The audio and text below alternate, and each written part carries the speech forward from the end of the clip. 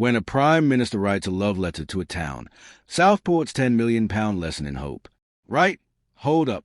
When did the Prime Minister start writing love letters to entire towns? Because that's essentially what we've got here, folks. Keir Starmer has just penned what might be the most emotionally charged piece of political correspondence since politicians remembered they had hearts at all. But before you roll your eyes and assume this is just another PR stunt, there's actually something genuinely powerful happening in Southport. It involves £10 million, 3 little girls who became symbols of resilience, and a garden that's about to become the most meaningful green space in Britain. So buckle up, because this isn't your typical Westminster waffle. This is about how a community turned tragedy into something beautiful, and how sometimes, just sometimes, politicians actually get it right. Let's rewind to July 29th last year. It's a date seared into Southport's collective memory. 3 young girls, B.B. King, Elsie D. Stankham, and Alice D.A. Silva Agria, lost their lives in a knife attack at a Taylor Swift workshop. 8 other children and 2 adults were injured. It's the kind of news that stops you dead in your tracks, a nightmare that no parent, no community, should ever have to face. But here's where Southport showed the rest of us how it's done. Instead of retreating into grief, though God knows they had every right to, this community did something extraordinary. They came together. Thousands upon thousands gathered for a vigil that wasn't just about mourning. It was about defiance. It was about saying, "You will not break us." At the epicenter of all this, the Town Hall Gardens. What was once a pleasant municipal feature overnight became something sacred. Think of it as Britain's most unlikely cathedral. No spires, no stained glass, just grass, trees, and an ocean of flowers, teddy bears, and handwritten notes from a nation that refused to let darkness win. For months, the garden was both a site of mourning and a beacon of communal solidarity. It became the heart of Southport's healing, a place where people found comfort and hope in one another's presence. Fast forward 11 months, and those same gardens are about to get a £10 million makeover. But this isn't just about landscaping. This is about legacy. Earlier this week, Keir Starmer sat down with the families of BB, Elsie, and Alice at Downing Street. Imagine the weight of that conversation. Parents who've endured the unthinkable, channeling their grief into something constructive, something hopeful. And then Starmer did something rare for a politician.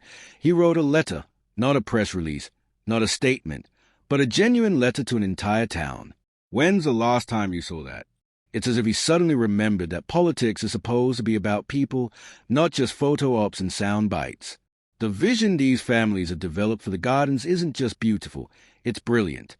They want to turn the Town Hall Gardens into a vibrant gathering place for families and residents, young and old.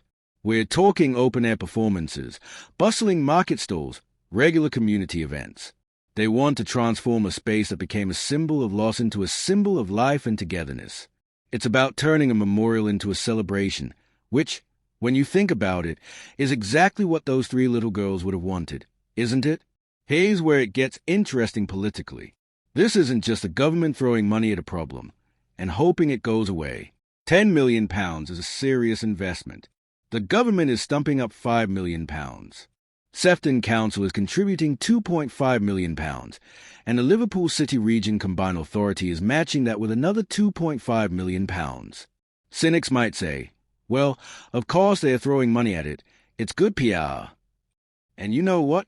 They are partially right. But sometimes good PR and doing the right thing align perfectly. This feels like one of those moments. What's fascinating is Starmer's language in this letter.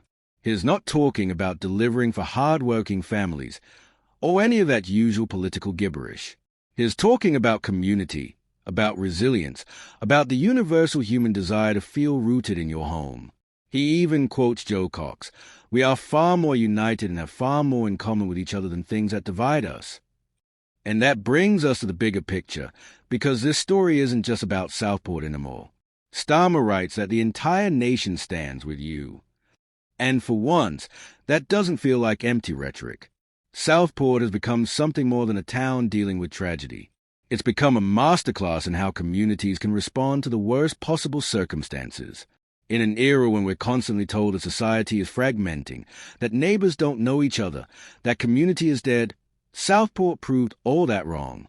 When it really mattered, when the chips were down, people still cared for each other. The renovation of these gardens isn't just about creating a nice space. It's about creating a permanent reminder that love is stronger than hate, that communities can heal, and that from the darkest moments can come the brightest light. As Starmer puts it, it's about bending the future toward renewal. And honestly, we could all use a bit more of that right now. So, what does all this mean for the rest of us? Look, we could dissect the politics of this until we're all blue in the face. But sometimes, just sometimes, a story transcends politics entirely. This is one of those times. Southport didn't just survive tragedy, they transformed it. And now, they are building something beautiful from the ashes of something horrible. If that's not worth £10 million of public money, then frankly, what is? What do you think? Are you inspired by Southport's response? Or do you think this money could be better spent elsewhere? Drop your thoughts below. Because at the end of the day, isn't this exactly the kind of news we need more of?